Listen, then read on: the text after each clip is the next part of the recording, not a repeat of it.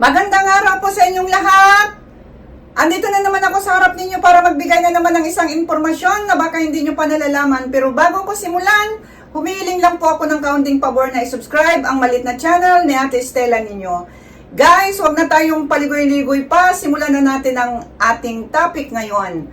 Ang topic naman natin ngayon ay nanggaling na naman sa ating isang subscriber. So, narito po ang kanyang katanungan. Itanong ko lang, Ate Stella, kung gaano ba dapat katagal magtalik ang babae at lalaki? Pinoproblema ko po ang aking kinakasama dahil matagal po siyang makatapos kapag kami ay nagtatalik. Ano po ang pwede mong i-advise para mabilis matapos ang aking partner? Maraming salamat po. So guys, yan po ang tanong ng ating isang subscriber na kung paano ba raw o gaano ba raw katagal dapat makipagtalik ang isang babae o ang magpartner na lang. So, bago ko simulan, disclaimer lang po, ang impormasyong ibinibigay sa video na ito ay para sa mga layuning pang-edukasyon lamang at hindi nilayon bilang kapalit ng profesional na payong medikal. Maraming salamat po.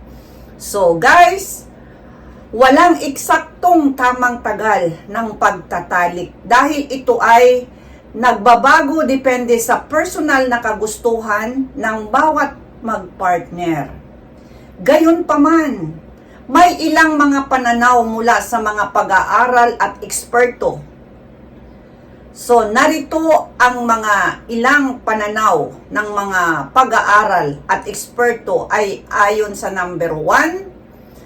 Ayon sa ilang pag-aaral, mula sa pagpasok ng ari ng lalaki hanggang ito'y makatapos, karaniwang tumatagal sa 5 hanggang 7 minuto para sa karamihan ng magkapariha.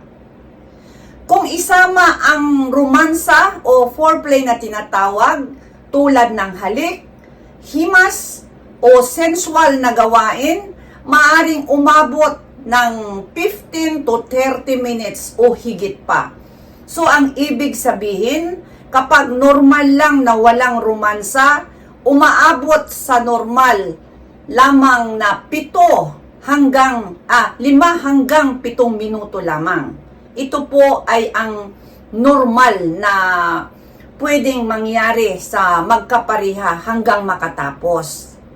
Ngunit, yun na nga, kung isasama ang tinatawag na romansa, no, halik, kissing, o ano man yan dyan sa ginagawa ninyo sa panlabas, ito ay maaring umabot ng 15 to 30 minutes o mas higit pa, depende po sa magpartner. So, yan po ay ayon sa mga pag-aaral at eksperto. At ang number 2 naman, mahalaga ito, kasiyahan sa halip na oras. So, ano bang ibig sabihin?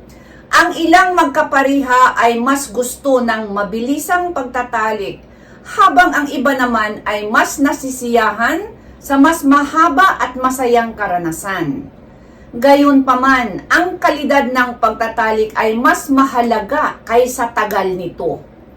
Mas masaya ang isang maikli, ngunit masayang sandali kumpara sa matagal pero hindi naman satisfying o kasiya-siya.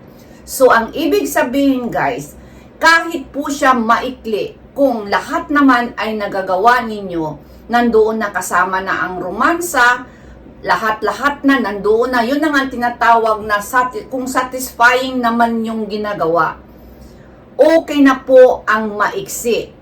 Ngunit, kung mahabang mahaba, pagkatapos hindi not satisfying naman, hindi naman kasiya-siya, mas mabuti na yung maikli, ngunit masaya kayong dalawa pagkatapos. So, yun po ang ibig sabihin. Hindi po siya sa quantity, kundi sa quality, kumbaga sa damit, no? So, yan po yung number 2 na kasiyahan halip na oras, kumbaga. Hindi po mahalaga kung gaano katagal. Ang mahalaga po, maiksi man sa o kahit matagal, basta pareho kayong nasiyahan pagkatapos. Hindi lang po tinatawag na isa lang ang nasisiyahan. Kailangan po kayong dalawa para naman pagkatapos masaya kayo, no? Walang nagmamaktol. So, walang nabitin. So, yan po yung number 2. At ang number 3 naman, kahalagahan ng romansa para sa mga kababaihan. Para sa maraming babae, napakahalaga ang romansa bago ang aktwal na pakikipaglabanan para malibugan muna o magkaroon ng sapat na pagkapukaw ang babae para mas mabilis siyang makatapos kapag nasa labanan na. So ano bang ibig sabihin? Kailangan munang romansahin ang isang babae sa buo niyang katawan, sa panlabas, no, bago ipasok si Manoy sa kuweba. Kailangan muna, dahil ito po ay napaka-importante po sa aming mga kababaihan, na kailangan munang mapukaw, kailangan munang magbasa doon sa ibaba para makapasok si Manoy. Kasi kapag hindi po yun nagbasa, ang ibig sabihin, hindi pa po kami nalilibugan. So yan lang po, napaka-simple lang po. Napaka-simple masyadong para maintindihan, no? Kapag doon sa ibaba ay hindi pa basa, ibig sabihin hindi pa po napupukaw ang isang babae. At kapag ito ay biglang ipinasok ng partner ang kanyang sandata doon sa kuweba ni Eva, masasaktan po ang babae.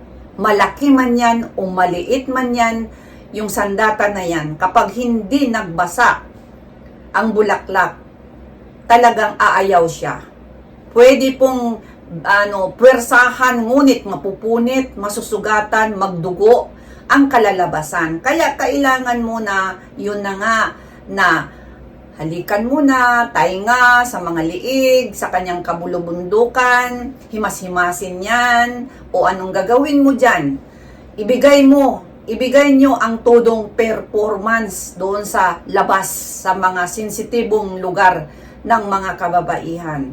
At ang pinaka-lugar na talagang mapupukaw siya, na talagang ito ang pinaka sa mga kababaihan ay yung kanyang mani o ang kanyang tinggil na tinatawag.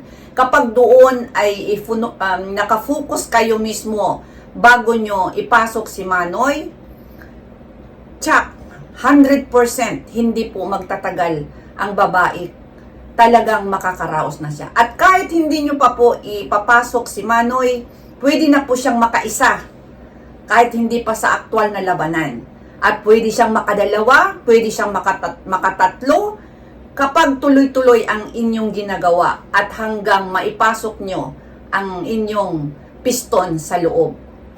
Pwedeng makatatlo ang isang babae. Ngunit kung hindi po yun napukaw ang isang babae, kahit isa, hindi po siya makakatapos. Yan lang po ang ina-assume ko talaga na hindi talaga mangyayari yun kapag hindi nagbasa yung bulaklak niya. Ito, kahit maraming nakarelate dito sa mga lalo na ang mga babaeng nag-menopause, mas mahirap kapag yung tinatawag na vaginal dryness.